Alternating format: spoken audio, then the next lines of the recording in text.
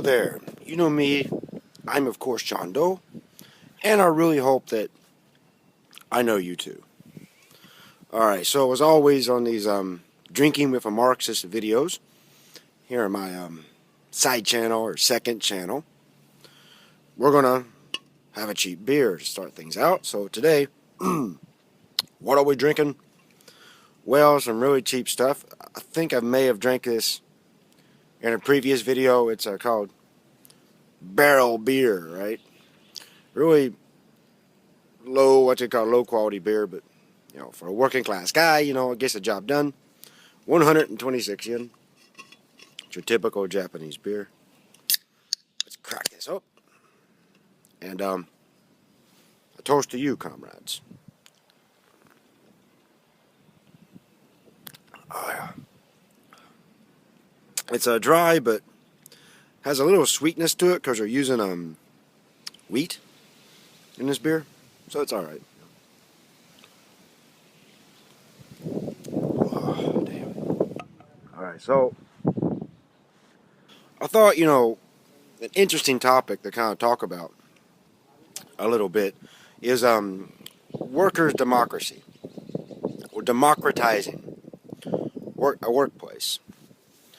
It's something that we don't really talk about a lot, and I can understand why a lot of people don't talk about it, because it's especially in the first world, because it's not really common a lot these days to have that push. But basically what it is when you have the workers themselves cooperating and working together to decide the process of production. It's really a radical idea, but it's a very key one and a good one towards the working class taking over fully and completely the means of production. Now you can look around and you can find examples of it. There are examples of it in America. There may be a few in Canada. The third world has lots of good examples of it. And there are also a few examples in Japan of workers actually being able to pull it off. But it's not as common in Japan these days. Now, how does it work? Well, number one, you must have a high level of class consciousness. And the workers themselves must really start to understand that they are the masters of the means of production. The idea of surplus value has got to be key in the worker's mind. Without those fundamental bases, you can't really talk about democratizing the workplace. Now let's get into the nuts and bolts of it a little bit more.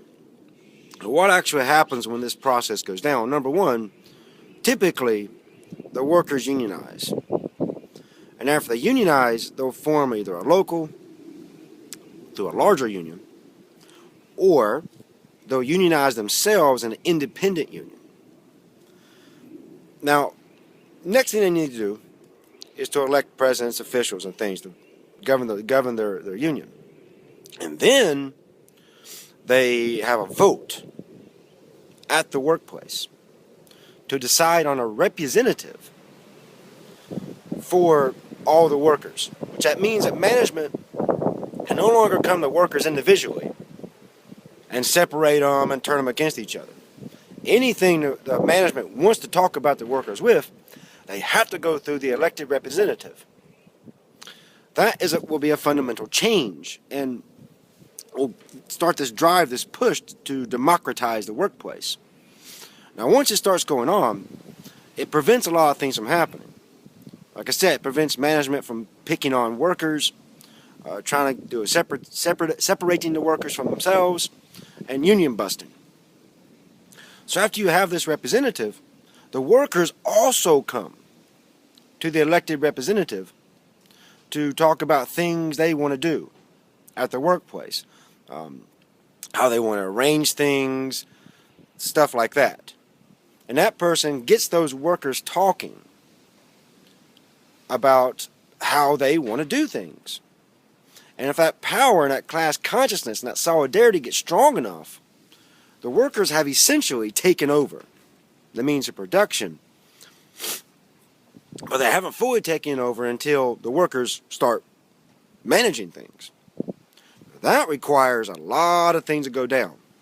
The full takeover of the means of production. And it could get a bit nasty. It could get a bit ugly.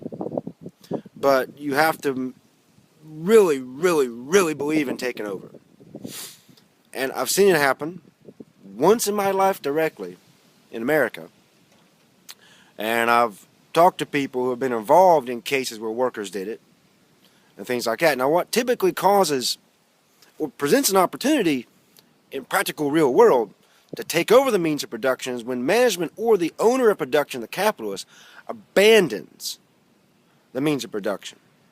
Now, how that typically goes down is when there's a shutdown of the business, or when the capitalist or the current owner of the means of production, tries to bust up the union by shutting down, restructuring, then opening back up. They would typically try to do this through a bankruptcy or something like that. Those are the key material conditions, which I've observed and I've talked to other people about, that offer the opportunity for the democratization of the workplace to evolve to the point of the workers taking over the means of production. So those, like I said, always, as a Marxist, we have to be keen and watch out for material conditions. We have to not be metaphysical.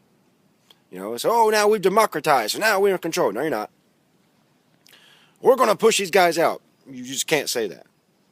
You got to have the right material conditions, which I just reviewed some of the key things, where they try to shut down the business, or union busting through declaring bankruptcy, restructuring, opening back up, things like that.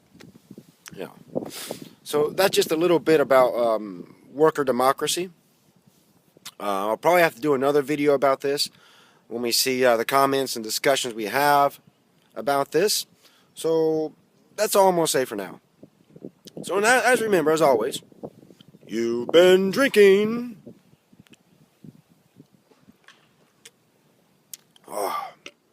with a Marxist.